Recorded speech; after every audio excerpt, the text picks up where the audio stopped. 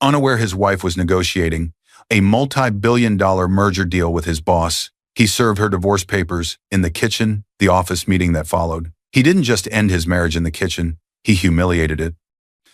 On a quiet weekday morning, with no witnesses but cold countertops and an untouched cup of coffee, Daniel Carter slid a manila envelope across the kitchen island like it was an overdue utility bill. No real conversation, no real warning, just paper. He told himself this was control. He told himself this was clean. By the time the executive boardroom went silent, by the time his boss stopped looking at him as an asset, by the time the big merger meeting ended with his job already erased from every restructuring chart, Daniel still didn't understand how everything had gone so wrong. Because long before the office meeting, long before the whispers in the hallway, long before his public unraveling, he made his most careless decision at home. While his wife stood there reading every line without crying, while he mistook her silence for surrender, while he congratulated himself for being decisive, Daniel never once asked what she'd really been doing with her time. He never tracked the late nights she didn't explain, the calls taken in another room, the laptop he never saw her use in front of him, the documents she always put away before he walked in. He thought she was quiet because she was small. He thought her lack of drama meant dependence.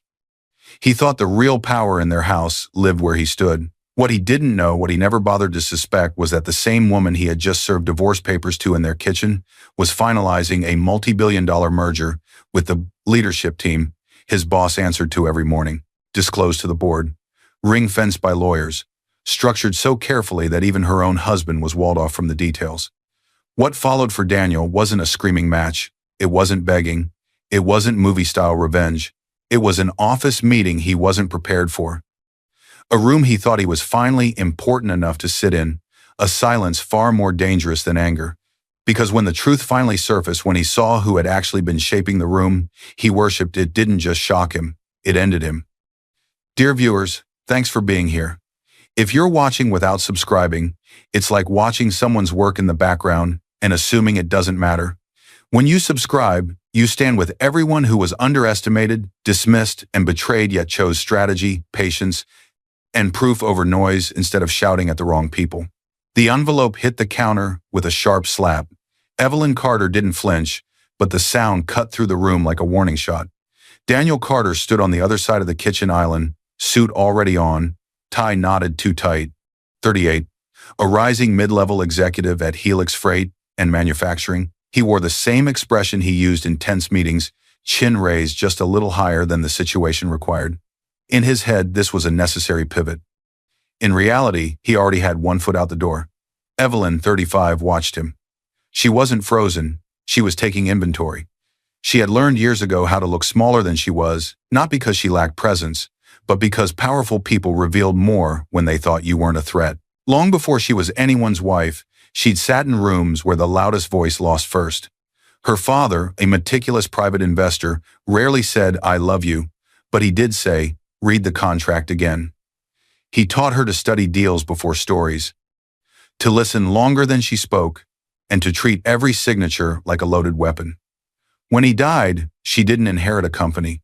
She inherited something rarer: access. Access to a discreet web of investors, board advisors, and corporate attorneys who preferred anonymity to applause. Through them, she stepped into work that suited her too well: quiet, high-stakes advisory roles, mergers, restructurings, risk mapping. Always through vehicles and entities that weren't in her married name. Often simply as Evelyn Brooks, the name on her birth certificate and on the old NDAs. By her late 20s, she could read a term sheet faster than most executives skimmed an email. She could point to the clause that would explode a year later, then build a structure where it never did. When Daniel met her, she had already chosen to step back from public-facing positions, not because she'd failed, because she'd done the math. Visibility came with limits. Invisibility came with freedom. Daniel never asked many follow-up questions. He liked that she didn't talk specifics about clients. He accepted the NDAs she mentioned as old work. He liked feeling like the one with the obvious career, so she let him.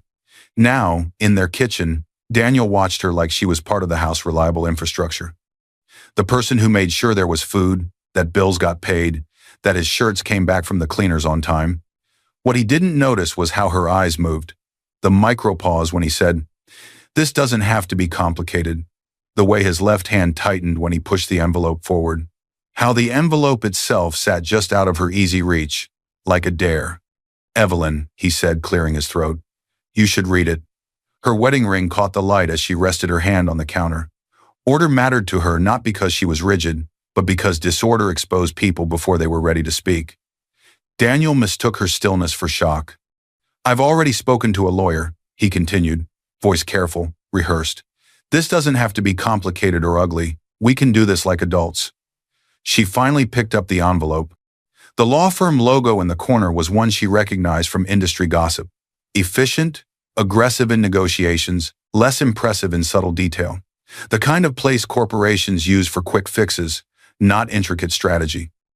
She slid the papers out and read the way she always read something important, once for structure, once for where someone assumed she was naive. Generic clauses. Sloppy assumptions about her income. A proposed split that only made sense if she had no independent means and no access to good advice.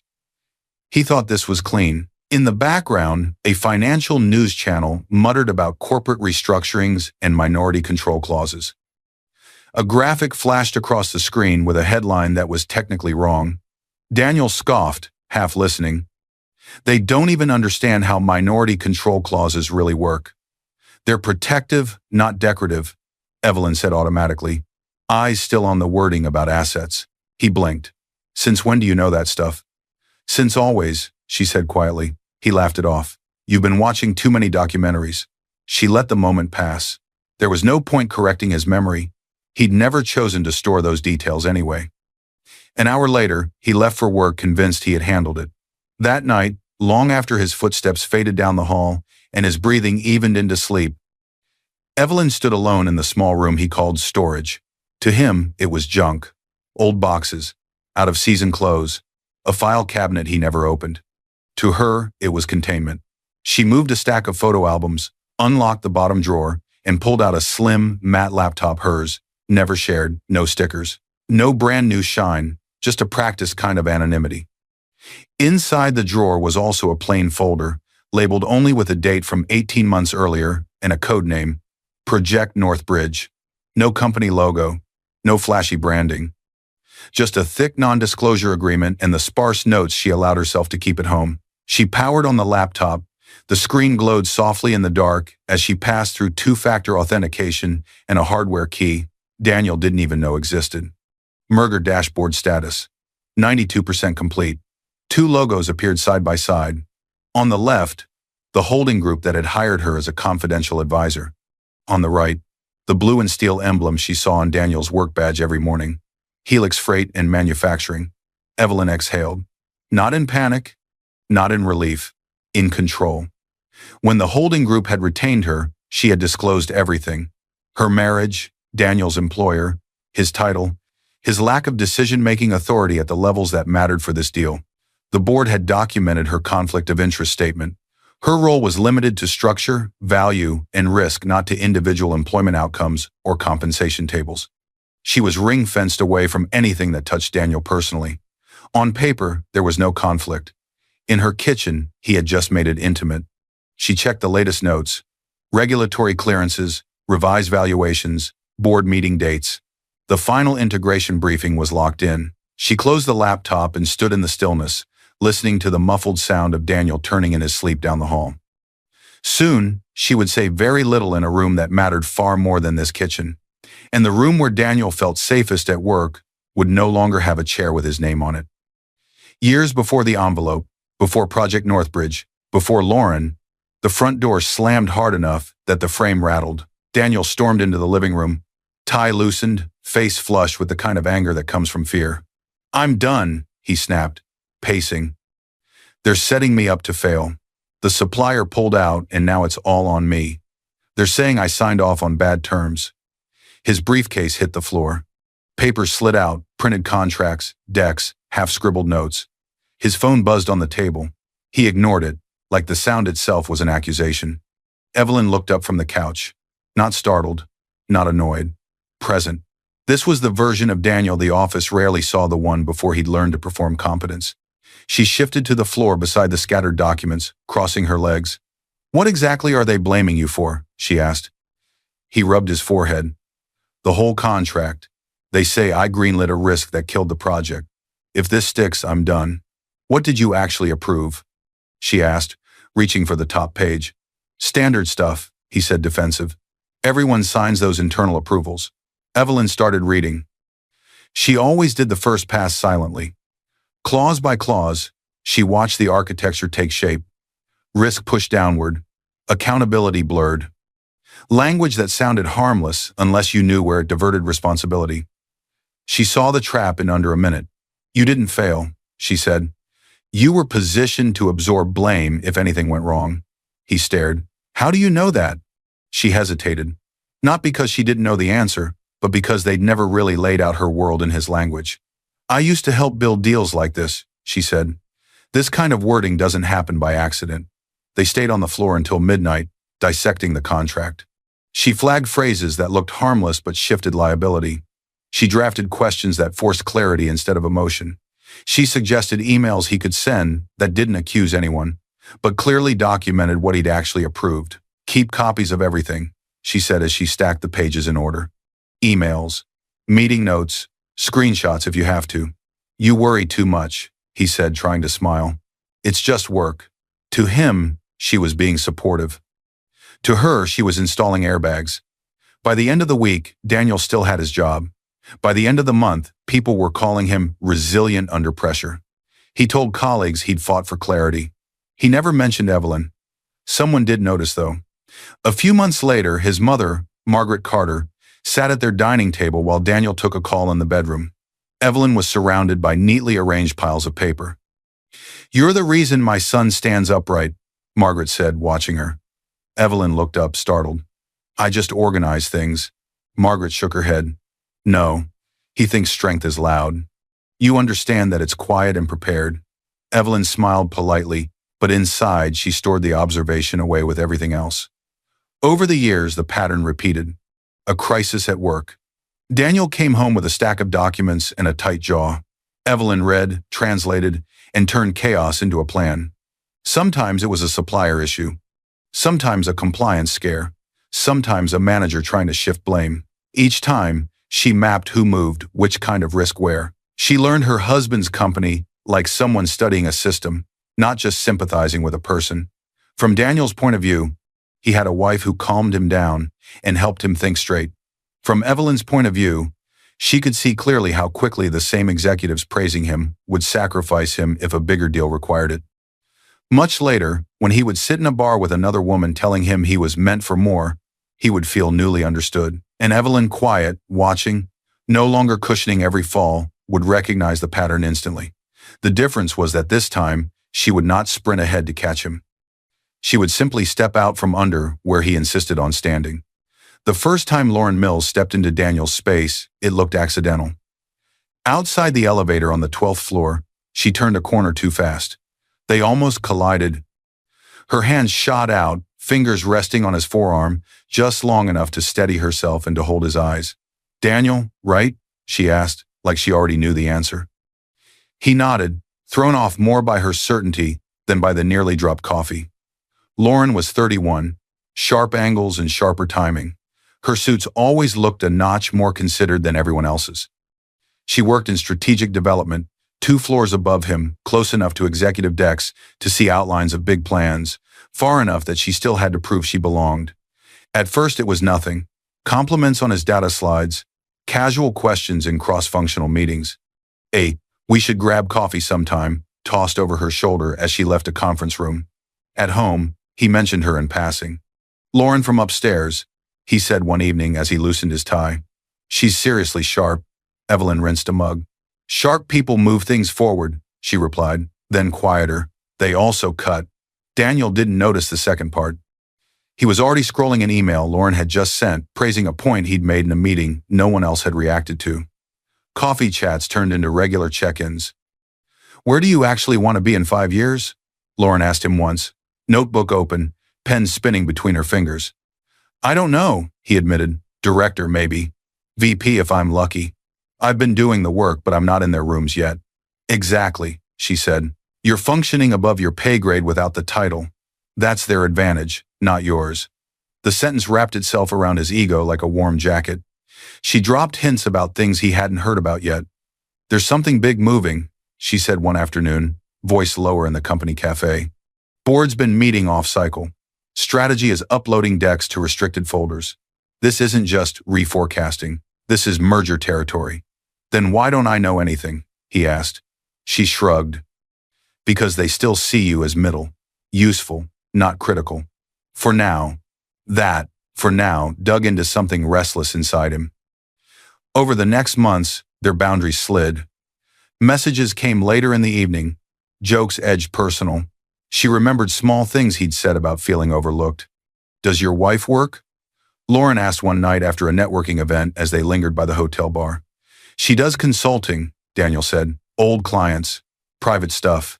She's pretty low-key about it. So, she doesn't really get what it's like here, Lauren said, swirling her drink. The politics, the pressure. He hesitated, then nodded. Not like we do, no. Supportive. Not ambitious. That was how he'd come to categorize Evelyn without realizing it. Support is nice, Lauren said. But ambition is electric. The word electric stayed with him all the way home. Evelyn felt the shift before he ever said Lauren's name again. She noticed the new cologne he didn't mention buying. The way he talked more about what I deserve and less about what I'm learning. The growing impatience when she answered his venting with structure instead of flattery. She didn't search his phone. She didn't interrogate. She did what she always did. Observed. She also made a quiet adjustment of her own. She stopped volunteering strategies for his office politics. If he wanted to believe he was navigating alone now, she would let him test that belief. One evening, after too many drinks, Lauren leaned close enough that her perfume settled on his shirt. Men like you, she said, usually realize they built their lives around people who don't match their trajectory. He frowned. What's that supposed to mean? It means, she said smiling, you're heading somewhere bigger, and not everyone you started with can go. He didn't answer. He didn't have to. The idea followed him home and sat with him at the kitchen table the next morning while Evelyn poured his coffee and reminded him, gently, about a dentist appointment he'd forgotten. He looked at her then and, for the first time, wondered if quiet might actually mean small. He never once considered that the person he was mentally downgrading had already been in rooms far bigger than any Lauren had ever shadowed. They were still in the same quiet morning, the coffee still cooling on the counter, when the moment finally turned from shock into something she could measure. The envelope hit the kitchen counter for the second time in their marriage. The first had been a mortgage approval, hopeful, heavy, the day they decided this house was theirs. This time, the envelope was thinner. The weight came from what it ended, not from what it promised. Evelyn stood barefoot on the cool tile, her coffee going lukewarm beside the cutting board. The morning light came in at an angle, touching the ring on her finger, the stainless steel sink, the pale manila of the envelope. Daniel had chosen the kitchen on purpose. Not the bedroom, where history might soften him. Not the living room, where emotion had room to echo. The kitchen was practical, neutral, a place where things got done and cleaned away. He placed the papers next to the knife block and squared their edges like a spreadsheet column. I've already spoken to a lawyer, he said. This doesn't have to be ugly.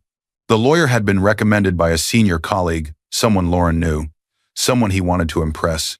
Fast, efficient, known for keeping messy divorces out of the office rumor mill. Evelyn held his gaze for a beat, then lowered her eyes to the envelope again. Her chest hurt. But the hurt wasn't surprise. It was the solid, familiar ache of finally seeing something in writing that she'd felt forming for months. She didn't grab the papers. She let the silence stretch just long enough to see what he did when no one rushed to fill it. He shifted his weight, uncomfortable. I just think this is better, he said, aiming for reasonable. We've grown in different directions. You're comfortable. I'm aiming higher. My life is changing. I need a partner who fits that. The word comfortable landed harder than he meant it to. You've been distant for months, he added quickly, as if building a case. You don't come to events anymore. You don't ask about the big moves happening at work. I need someone who wants that world with me. You stopped asking for my help when you found someone who flattered you, she thought. But she didn't say it. Instead, she picked up the envelope and slid the petition out. She read it the way she read every structure that could reshape a life. Slowly, then quickly, then slowly again. Assets, income assumptions, proposed timelines. Her consultancy was listed in a single line, described as minimal irregular income. Her father's estate appeared as vague family background, not as the properly documented, ring-fenced investment portfolio it actually was. The document was built on a premise that she had always been a supporting character in Daniel's story, not someone with her own. He misread her silence as emotional shock. "I know this is sudden," he went on, "but we can make this smooth. No one at work even has to know the details." She lifted her eyes. "Who told you this was a good idea?" she asked calmly. "And that I'd just sign?" He faltered for a fraction of a second, long enough for her to see Lauren's shadow move across his face. "It's my decision," he said finally. "I don't need anyone's permission." Evelyn turned to the last page and read every line. No mention of any serious spousal support, because he'd framed her as someone who could get a job if she wanted. No acknowledgement of the unpaid work she'd done that had directly saved his career more than once. She set the papers flat on the counter, aligning them with the edge. "You're not going to say anything?" he demanded. "After everything?" "I heard you," she replied. "That's it?" Her voice stayed steady. "This is a legal document, Daniel, not a conversation. You've already had the conversation with whoever helped you write this." His jaw clenched. "I want this clean," he repeated, as if the word itself were a shield. "Then send me your lawyer's details," she said, "and copies of anything he used to make assumptions about me. I'll respond through counsel." "Why do you need to make it so formal?" he asked, irritation edging in. "Because it is formal," she said. "You made it formal when you turned our marriage into something you served with a logo in the corner." For the first time since he placed the envelope down, he seemed unsure. He grabbed his keys. "I'll email you his contact," he said, retreating toward the door. "I have a 9:30. "Daniel," she said. He stopped, hand on the handle. "You should be careful who you let advise you," she added. "Not everyone standing next to you is invested in what happens to you 3 steps after this." He scoffed. "You don't understand my world anymore." The door closed a little harder than necessary. Evelyn stayed where she was, listening to the quiet that followed. Then she turned the envelope over and traced the law firm's logo with her thumb, mentally cataloging the small tells, the rushed drafting, the missing nuance. He had walked into a process she understood far better than he did. He just didn't know it. For the first time that morning, her expression changed. It wasn't relief. It wasn't vindictive. It was resolve. The kitchen was no longer just the place where decisions arrived. It was where she would decide, very carefully, how everything moved next. The echo of the slammed door faded. The house went still. Evelyn didn't move for a long moment. She stood with her hands on either side of the divorce papers, wedding ring cool against her skin. Then quietly she slid the ring off. A pale band remained on her finger. A faint circle of years lived in good faith. She placed the ring beside the envelope, lining it up with the edge of the paper. The silence around her no longer felt like something being done to her. It felt like available space. She picked up her phone and scrolled to a number she hadn't used in months, but had never deleted. Marcus Levin. A calm voice answered after the second ring. "It's Evelyn," she said. He filed. Marcus didn't ask who he was. He knew. He'd met Daniel once at a charity event years ago, when Evelyn had introduced him as an old colleague of my father's. He'd watched enough corporate divorces, personal and professional, to read the rest. "Are you safe?" he asked first. "Yes," she said. "I'm fine. I'm informed." A brief pause, then his tone shifted into the professional lane they both understood. "I've seen the petition," he said. "His counsel filed it electronically this morning. It's exactly what I'd expect from that firm, confident in tone, thin in substance. We can dismantle it in a week if you want to go aggressive." "I don't," she said. "I want it accurate, clean, no spectacle. I'm not interested in punishing him. Then we'll correct the assumptions about your income, protect your share of the house and the estate, and keep it out of any venue that invites attention," Marcus replied. "We'll treat it like any other uneven deal." "Good," she said. He hesitated. "And Northbridge?" There it was, the other axis of her life. "The board wants signatures inside 48 hours, he continued. "Regulators are cleared. The structure is locked unless someone has a serious last-minute objection." "We proceed as planned," she said. "Ring fencing stays intact." I don't want any suggestion that my divorce influenced the deal terms. It doesn't, he said. His role is mid-tier. You've been excluded from all individual employment decisions. That's in writing. She nodded, even though he couldn't see it. I want one update, she added. I'm listening, Marcus said. For the final integration briefing, she said, I want an operations representative at Daniel's level in the room as an observer. Someone who sits where the impact is felt, not just in the C-suite. That's already in the plan, Marcus said. We suggested one to Richard's office. HR is proposing your husband, given his current title. We flagged the relationship in the file and noted you're recused from any decision about his employment. The board accepted the arrangement. So he'll be invited, she said. Yes, Marcus replied. To listen, not to negotiate. Good, she said quietly. He deserves to hear how the company he trusted actually works, from the people who run it. And in the divorce? Marcus asked. Do you want me to send his counsel an early warning about how the merger might affect his income? It changes the numbers. Evelyn looked at the petition again, at the way he'd framed her as dependent, at the timing he'd chosen, clearly believing he was stepping into a bigger version of himself. No, she said. We'll disclose what's required, but we won't pre-argue his career for him. That part is his responsibility. They confirmed next steps. He'd send her a clean summary of the petition. She'd sign a limited power of attorney for filings. They'd finalize a response after the board meeting, not before. When she hung up, the house no longer felt like a stage where things happened to her. It felt like a place where she was back in control of the script. She walked down the hall to the small storage room, shut the door, and opened the locked drawer again. The laptop woke to her touch. Login approved Project Northbridge merger progress. 92% complete next milestone. Executive board and integration, briefing 2 days.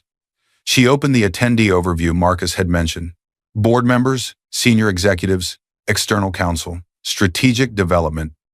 At the bottom, operations representative, observer. Daniel Carter, regional lead conflict disclosure. Spouse, Evelyn Brooks, engaged as external advisor. Ring fencing, confirmed. Evelyn stared at his name for a moment. Once, she would have quietly worked to protect his position, maybe pushed for a carve-out, an exception, a transitional role. She knew how to do that. It would have been easy, structurally. Now she closed the document without changing a word.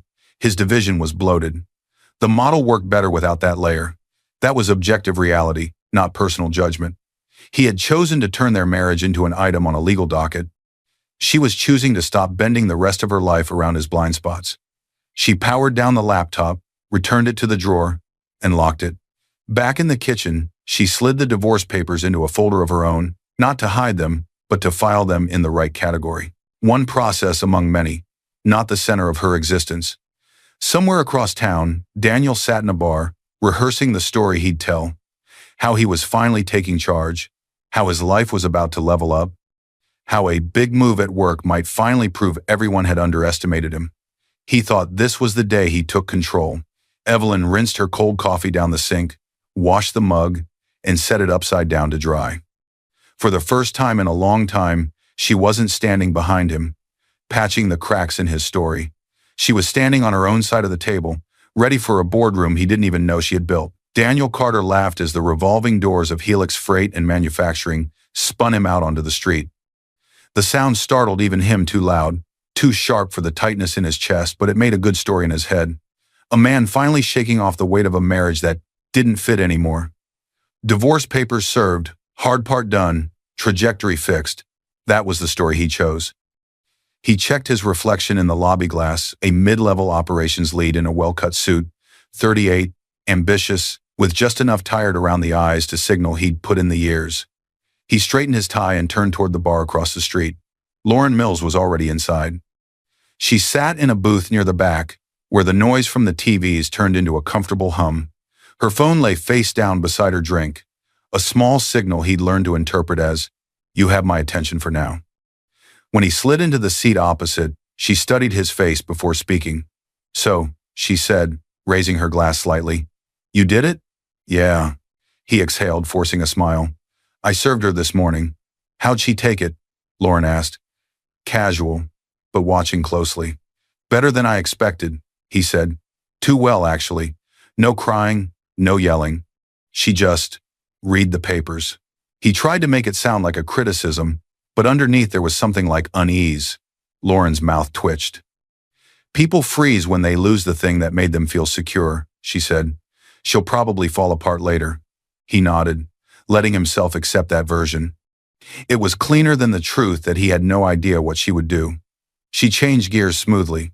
Anyway, she said, you picked an interesting week for major life changes. Things are moving up there. She tilted her head toward the floors above his. Fast, Daniel frowned. Fast how? There's a session on the top floor in 2 days, she said. Not the usual quarterly check-in. Executive level, restricted decks, off-cycle board calls. It smells like a merger. The word sent a jolt through him. Are you sure? He asked. Rumors start every time someone from the parent group flies in. I don't deal in rumors, Lauren said. I see calendars. I see who's booked in which rooms, which folders get restricted, which decks have Northbridge in the file name and disappear into encrypted channels. He blinked. Northbridge? She smirked. Internal code name. You didn't hear it from me. He tried to hide the sting. I haven't heard a thing, he admitted. Apparently my level doesn't warrant that kind of visibility. For the moment, she said. He took a drink, the burn flattening some of his frustration. You're the one they rely on when logistics go sideways, Lauren continued. I see your name all over project email chains. You're functioning like senior staff without the senior invite list. That's their advantage, not yours. Her words wrapped around the bruised part of his ego, warm and validating. So why tell me? He asked. You don't get points for giving me a heads up. I like working with people who could keep up in bigger rooms, she said. If this merger is what I think it is, there are going to be new chairs at new tables. Someone should make sure your name isn't forgotten. Her phone lit up for a second, then dimmed. Reflexively, she flipped it over, glanced once, then put it face down again. Her posture shifted, more alert, more focused. Speaking of, she said, finishing her drink, I need to prep for tomorrow. Strategies knee-deep in models and what-ifs. Am I going to be told what's going on at some point? He asked, half joking, half serious. If I can help it, she said, touching his shoulder lightly as she slid out of the booth. You won't be the last to know. She kissed his cheek quickly soft, practiced, and was gone before he could respond. For a moment, he sat there feeling buoyant. Divorce in motion, a possibly huge merger on the horizon. A woman in strategy who thought he was being underused. It all felt like momentum. By the time he got home, the bar's warmth had faded. The house felt wrong, too quiet, too neat, but he told himself that was temporary. He dropped onto the couch, opened his work email, and checked his calendar. Nothing. No Project Northbridge. No executive session confidential. Just regular status meetings and a reminder about a performance check-in. He refreshed. Nothing. Somewhere in a different office a few blocks away, his name was already attached to an attendee line as operations representative observer, flagged with a conflict disclosure Evelyn had filed months before. He assumed Lauren would have to nudge someone to get him into that room. He never considered that the person who had made sure his role would be represented there without altering a single fair process was the same woman he'd told that morning she no longer fit the life he was moving into. 2 blocks from Helix's main building, high above the street, the conference room in the holding group's office was quiet enough to make every page turn sound deliberate. Evelyn sat at the rectangular table, a legal pad in front of her, pen uncapped but idle. Across from her, Marcus Levin set a printout on the table and slid it toward her. That, he said, is the petition Daniel's lawyer filed this morning. I pulled it from the court docket. Evelyn glanced at the header, the same firm logo she'd seen on the envelope at her kitchen counter, then scanned the first page. It's as we expected, Marcus went on. Overconfident in tone, underdeveloped in detail.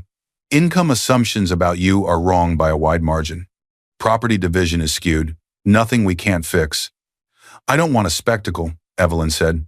No aggressive filings, no threats, just corrections. Marcus nodded. We'll restate your income accurately, protect your share of the house, and clarify the treatment of your father's estate. No press, no courtroom theatrics. I'll draft a clean, firm response and send it for your review after the board meeting. Naomi Reed, senior advisor for the holding group, slid her tablet into the space between them. Speaking of the board meeting, she said, tapping the screen. This is where we are on Project Northbridge. A familiar dashboard lit up timelines, charts, ownership structures. Regulatory approvals are cleared, Naomi said. All conditions precedent are satisfied. The only remaining step is execution at Helix's side and confirmation of the integration plan.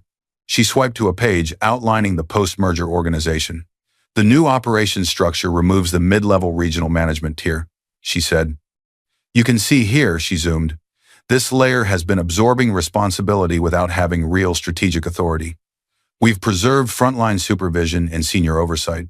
The middle tier is being collapsed. Evelyn's eyes took in the boxes and lines. One of those boxes was where Daniel currently sat. Is the cut justified beyond short-term cost savings? She asked. Naomi nodded. Yes. The models run cleaner and more flexible without that tier. And we're not zeroing out the people without support. Severance is above median. There's a redeployment matrix for high-skill roles. It's firm, but it's not reckless. Marcus folded his hands. HR at Helix has the list of affected positions, he said. Your husband's role is on it. Our conflict file notes that you've been recused from any decisions touching individual employees, including him. Good, Evelyn said quietly. Keep that record tight. I don't want anything blurring that line. Naomi slid to the attendee list for the final briefing at Helix headquarters. There's your side, she said, indicating the holding group's column. And here, she pointed to the other column, are Helix's attendees, board, executives, strategy, HR, operations representative, observer level, Daniel Carter. HR proposed him last month. Richard approved. Evelyn saw his name, exactly where she'd seen it on her laptop the night before. Conflict disclosure attached, Naomi added. We confirmed your ring fencing. The board is comfortable with him in the room as an observer. He won't be speaking into structural decisions. So he'll hear the plan at the same time as everyone else on that floor, Evelyn said. Yes, Marcus replied. In real time. No surprises after the fact beyond the ones he's already chosen for himself. Evelyn sat back. Once, she might have argued for a softer landing just for him. An extra conversation, a private warning. Now, she was careful. The structure works? She asked again. If I weren't married to him, would I still recommend this design? Yes, Naomi said. We'd likely be where we are now, with or without Daniel Carter. Then we don't distort it, Evelyn said. We keep it fair. We keep it documented, and we let Helix handle its people according to the plan they agreed to. Marcus made a note. We'll finalize the integration briefing materials today, Naomi said. Board meeting tomorrow, 10 a.m., at Helix HQ. Execution copies will be ready. Once signed, the transaction is effectively irreversible without significant damage. Evelyn nodded. File our divorce response after that, she told Marcus. I don't want anyone suggesting we timed anything around his employment status. We won't, he said. Your timelines were set months before he made his move. The paper trail shows that. They stood. Naomi hesitated as they walked toward the elevator. Are you sure you don't want something more formal out of this? She asked. A public-facing title, maybe. Once Helix sees how smoothly this goes, they'll ask who you are. They already know who I am where it matters, Evelyn said. If a title gives me more leverage on the next deal, I'll take it. I don't need my face in their press release. Naomi smiled faintly. You are the only person I know who can move a multi-billion-dollar deal and still worry about being too visible. Visible people make easy targets, Evelyn replied. The elevator doors opened. In less than 24 hours, she would step into a boardroom Daniel had only ever seen from the outside. He'd walk into that same room convinced someone new had finally pulled him in. He still didn't realize the structure he wanted so badly to belong to was one she had been quietly shaping long before he decided she no longer fit his idea of ambition. Daniel stared at his phone all morning, as if looking at the screen hard enough would make the notification appear. At 9:12 a.m., it did. New event. Project Northbridge Executive Session, confidential location. Helix HQ, 18th floor boardroom attendees. Board, CEO, CFO, Strategic Development, HR. Near the bottom, Daniel Carter, Operations Observer. His heart kicked. A second message followed almost immediately, an internal note from his director. Daniel, you've been added as Operations Representative Observer for today's Northbridge briefing. Listen, take notes, and keep this confidential until comms go out. M. He read it twice, then opened his messages. Lauren had texted late the previous night, after he'd complained he was being kept in the dark. You're right. It's ridiculous you aren't looped in. I'll nudge where I can. Watch your inbox tomorrow. He looked from her message to the invite and decided the cause and effect was obvious. Of course she'd pushed someone. Of course she'd made this happen. That was the kind of ally he'd been needing. He adjusted his tie in the restroom mirror, straightened his shoulders, and made his way up to the top floor, first by elevator, then through a set of glass doors he'd only ever passed as part of a larger crowd. The 18th floor boardroom felt like another company entirely. Floor-to-ceiling windows, heavy table, art that never made it to the lower levels. People here didn't carry laptops the way they did on his floor. They carried decisions. He slipped into a chair along the wall. In the row of observers, mid-tier managers, a couple of specialists from strategy, someone from legal.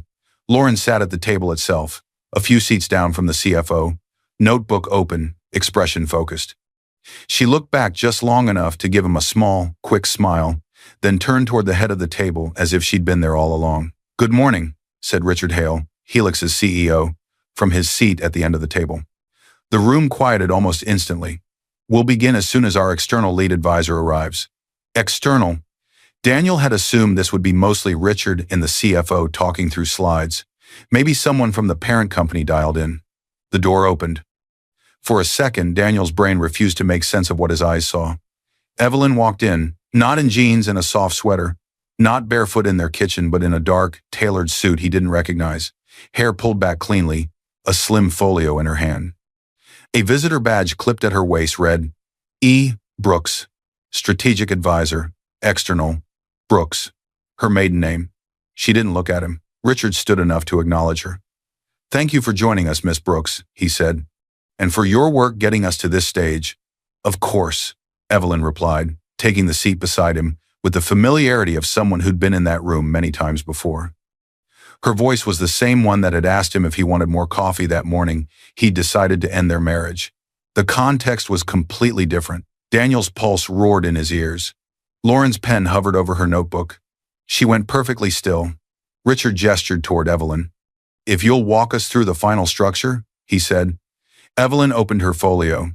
The purpose of today's session, she began, is to confirm execution of the Northbridge transaction and review the integration structure on Helix's side, with a focus on operations, risk, and long-term positioning. Her tone was measured, calm. This was not a woman improvising. This was someone presenting architecture she had helped design. She moved through key points with ease. Regulatory approvals, greenlit, purchase price and consideration mix, aligned with prior board resolutions. Post-merger structure, leaner, clearer reporting lines, risk distribution, balance between Helix and the holding group. Board members interrupted with questions. Some of them were the type of questions that could expose a weak advisor. She answered with page numbers, references to prior memos, and alternative scenarios they'd already stress-tested. No one in the room looked surprised to see her doing this, except him. On the far wall, a slide showed Helix's current operational hierarchy. Then the post-merger version. Boxes disappeared in the middle. Lines redrew. Evelyn tapped the screen. As discussed in previous sessions, she said, the mid-level regional operations tier is being removed. Responsibilities are redistributed upward to strategic leads and downward to frontline supervisors. This reduces decision drag and clarifies accountability. Daniel's eyes traced the before and after diagrams. His box wasn't there in the after. Lauren shifted, her jaw tightening almost imperceptibly. Richard picked up from there. Certain positions in operations will not map forward, he said. HR will manage individual conversations and transitions. Today is about structure and strategic fit. To most people in that room, positions meant anonymous roles. To Daniel, it was personal. He stared at Evelyn. The woman he'd served papers to in their kitchen was now calmly explaining why the layer he sat in no longer belonged in the company's future. And the worst part was that no one else seemed to think this was strange. The room's energy changed when the final set of documents was placed at the center of the table. It wasn't dramatic, just an almost physical awareness that everything up to this point had been preamble.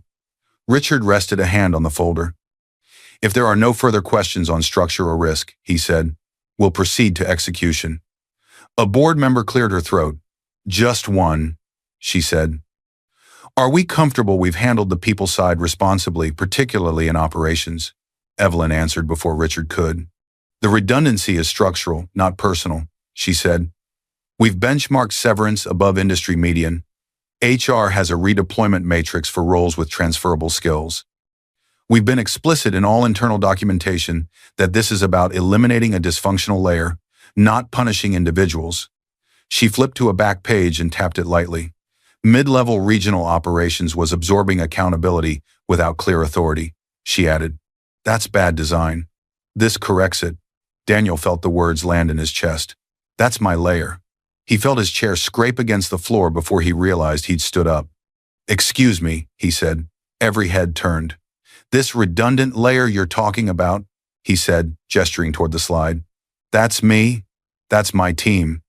I've led operations across 3 regional crises in the last 5 years. You're just deleting us from a chart?" A few executives shifted uncomfortably. Observers along the wall stared at the table, suddenly fascinated by their notes. "Mr. Carter," Richard said, voice even, "this session is about strategic structure. Individual employment conversations will take place with human resources." Daniel ignored him. He looked at Evelyn. "You knew," he said. "While I was coming home exhausted, telling you about backlog and route failures, you were working on this. While I was serving you papers, you already knew my role was on the chopping block." Evelyn met his eyes for the first time since entering the room. "I disclosed our relationship when I was engaged," she said. "I've been recused from decisions about individual outcomes. I did not put your name on any list. I worked on the structure, not on you." "That's convenient," he snapped. "You're the one with the pen in your hand." Her gaze didn't waver. "No," she said quietly. "I'm the one who made sure this structure was fair, not painless. Fair. With or without you in that box, this is the model Helix needed. Your role didn't vanish because you were you," she added. "It vanished because the layer itself was bad design." He let out a short, disbelieving laugh. "I should have been involved," he said. "I know this operation better than anyone here. I've been doing the work for years. I find out now, in a room where I don't even have a vote, you were never part of this negotiation." She replied not cruelly, but plainly. "Not because you aren't capable in your lane, but because this table isn't about middle management. It's about ownership and direction. That's the level this conversation sits at." The sentence landed with more weight than any insult would have. Richard cleared his throat. "Daniel," he said, using his first name now, "I understand this feels personal, but this isn't the venue. HR will meet with you after this session. You'll be treated fairly. Please, take your seat." Daniel looked around the room. No one looked back directly.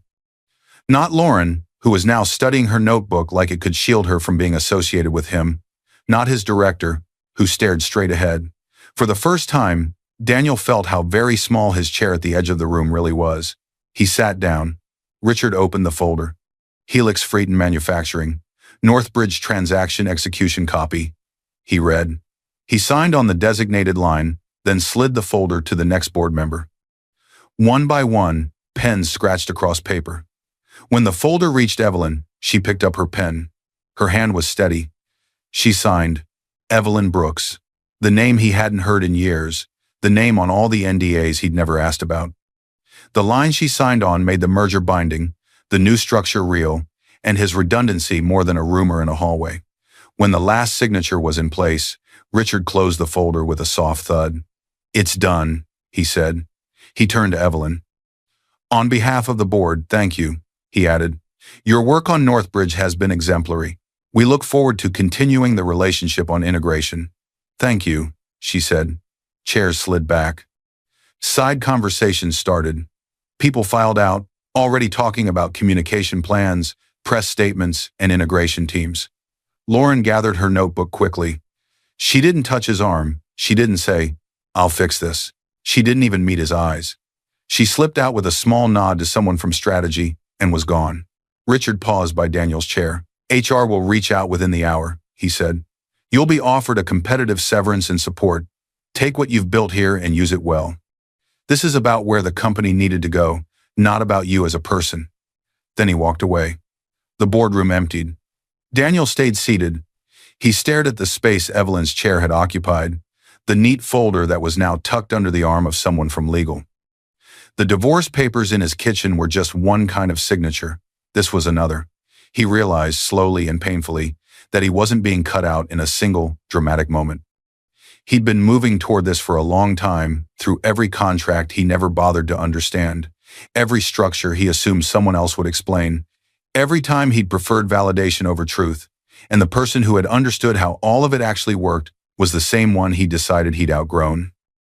Weeks later, the knock on the apartment door was short and impersonal. Daniel paused halfway to the kettle.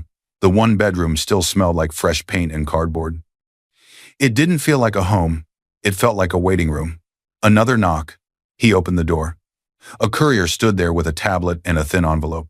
Signature, please, Daniel signed. The courier handed him the envelope and left without small talk. He closed the door and looked at the return address.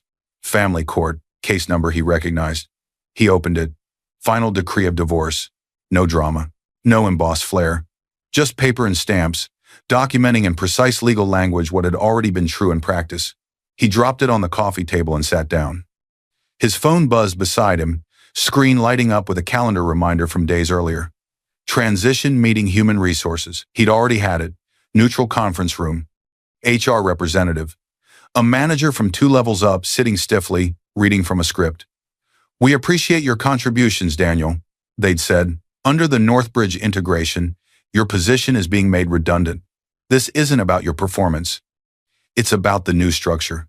He'd nodded like it was happening to someone else. They'd outlined his options.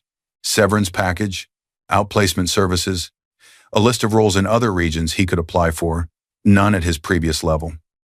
On the way back to his floor, security met him outside the glass doors, not hostile, just present, holding a cardboard box. Company policy, his manager had murmured. We'll give you time to pack personal items. Your system access will end when you leave the floor. He remembered the quiet humiliation of dropping framed photos, a mug, and a plant into the box while people pretended not to watch. He'd ridden the elevator down for the last time, as an employee, badge already deactivated. His phone had buzzed then too. From Lauren, I heard. I'm sorry. Things move faster than I thought. It's complicated. He hadn't replied. Now, in the cramped living room, the divorce decree sat beside his phone, the personal and professional endings lying a few inches apart. Same year, same merger, same blind spots. Days later, he saw Evelyn again. Not at their house legally hers now. Not at Helix, his badge no longer opened those doors. In a neutral office downtown, in a conference room Marcus had chosen precisely because it was boring. Marcus ran through the final points in 15 minutes. Property transfers are complete, he said. Accounts updated. The decree is entered. Today is just to confirm signatures and close the loop on documentation. He looked from one to the other. You're both legally clear of each other now, he said. Whatever you say in this room is personal, not procedural. He packed his briefcase and stepped out, giving them a privacy he didn't often see in his usual work. Evelyn stood by the window, looking down at the city. When she turned, Daniel saw the familiar and unfamiliar at once. Same face, different posture. Evelyn, he said. She waited. On the ride over, he'd rehearsed speeches, apologies, accusations, cheap attempts at humor. None of them survived contact with the actual moment. I didn't know who you were, he said finally. Not really. I thought you were just quiet, just supportive, just there. The word just tasted wrong now. I was wrong, he said. She nodded once. I know. I lost the job, he added, as if she might not have heard. I know, she said again. HR had to confirm your status as part of the conflict file. He winced. Did you do this to me? It was a childish question, but an honest one. No, she said. Northbridge was moving long before you served those papers. The structure would have looked the same whether you were in operations or not. I didn't design this around you. She held his gaze. I just refused to bend it to save you, she finished. That's the difference. He swallowed. That boardroom, he said. You walking in like that. Everyone acting like you belong there, that you'd always belong there. How long have you been doing this? Longer than we've been married, she replied. You liked that I didn't drag work home. You never really asked what consulting meant beyond that. He thought of every night he dropped contracts in front of her and let her untangle the mess, then walked into work acting like the clarity had come from nowhere. I did know who you were, she added quietly. I knew your strengths, your blind spots, the way you loved validation more than information when you were scared. I chose to love you anyway, for a long time. The difference between I didn't know and I did know hung heavy between them. No one was here to referee, no court reporter, no HR rep. Just two people standing in the aftermath of choices they'd both made. Take care of yourself, Daniel, she said, gathering her folder. There was no anger in it, no invitation either. She walked past him and left the room. The door clicked shut, soft but final. For the first time since this started, he understood there was no one left to translate consequences into softer versions for him. That night, Evelyn stood alone in the kitchen of the house that was now legally hers. The counter was clear. No envelope, no ring, no unsigned papers waiting. The room felt smaller without someone else's expectations in it, and somehow more honest. Her phone buzzed on the counter. A new email preview slid across the screen. Subject: Appointment confirmed. Strategic Integration Advisor effective. Immediately, the holding group had given her a formal title for work she'd already been doing in the shadows, overseeing integration across a portfolio of companies like Helix. Mostly behind closed doors, mostly under her maiden name. She opened the email, read the brief details, and set the phone down. No celebratory dance. No dramatic monologue, just a quiet recognition that nothing about this position depended on anyone underestimating her. She turned off the kitchen light. As she walked down the hallway, she remembered Margaret's words years ago. You're the reason my son stands upright. Maybe that had been true then. Now she understood something else. It doesn't matter how long you hold someone upright if they keep insisting the ground beneath them doesn't matter. She sat on the edge of her bed, the house silent around her, an integration schedule and a new life waiting on tomorrow's calendar. Some people think power is loud. They think it's the person doing all the talking in the room.